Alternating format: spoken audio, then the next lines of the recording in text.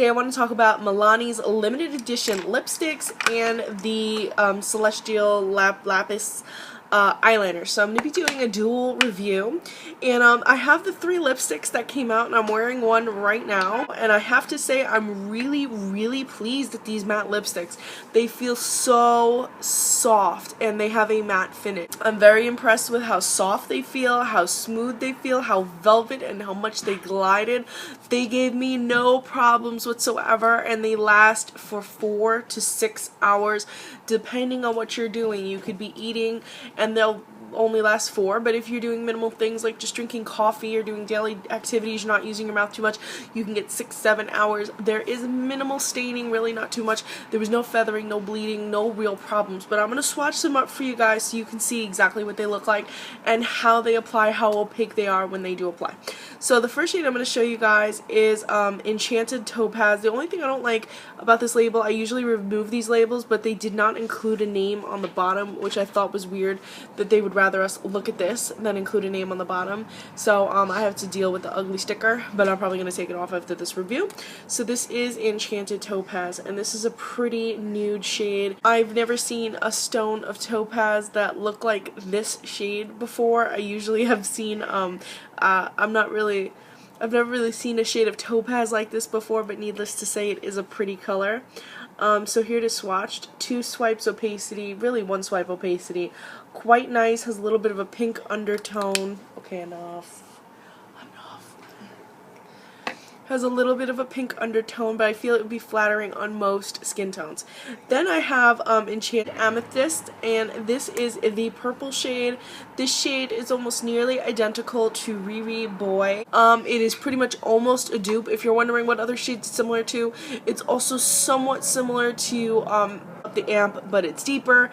I'm going to have some comparison swatches at the end of the video. So that's 1 swipe, 2 swipe. You can see it's very smooth when it applies. It doesn't really cause any problems whatsoever, such as tugging or what. Next up we have Enchanted Ruby, and Enchanted Ruby is what I'm wearing right now. And this is a pretty red shade. I wouldn't say it's ruby shade. I wouldn't say it's the shade of rubies, but it's definitely a pretty darkened red. And 2-3 swipes opacity. This one was just not as opaque as the other ones. I did like that all 3 of these lipsticks were themed after stones. They were quite pretty, but overall they do remind me of lipsticks I've seen in the past. This matte formula is very reminiscent of higher end brands. Anyway guys, now I'm going to show you the Enchanted liners. I have a few things to say about them. The first one I'm going to show you guys is the Enchanted Lapis. This is what I meant when I first started the video. I meant to say Enchanted, but I thought of this one.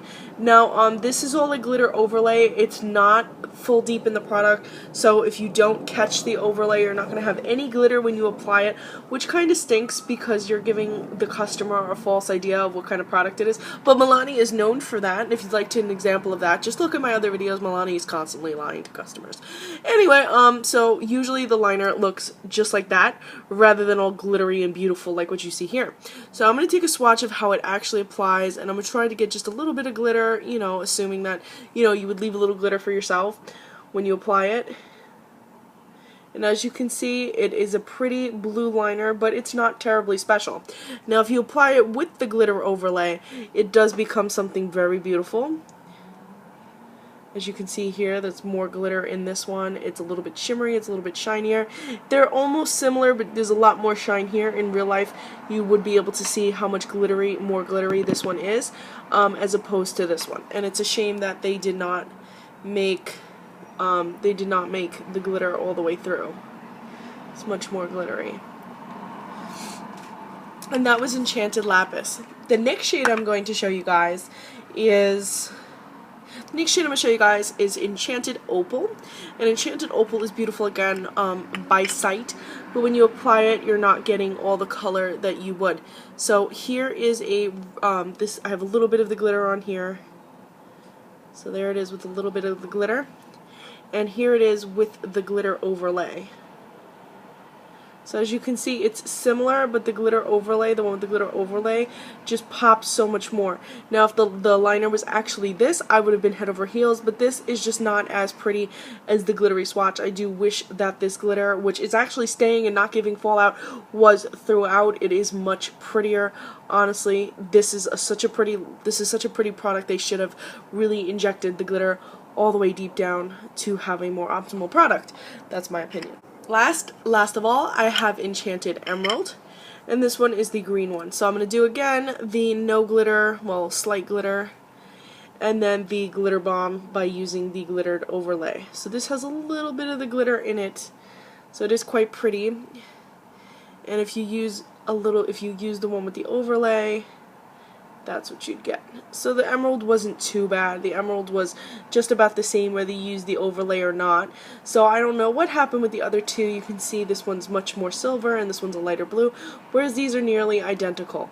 So I don't know what happened, but overall as a liner, these gel liners are completely opaque, smooth, apply well. They do stain slightly, and I'm going to show you a picture of what it looked like moments after I applied it and took it off, how much it stained so quickly.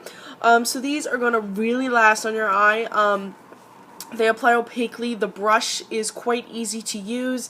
Didn't give me any problems. It's actually quite nice. It goes along with everything. It's got that black and gold look to it.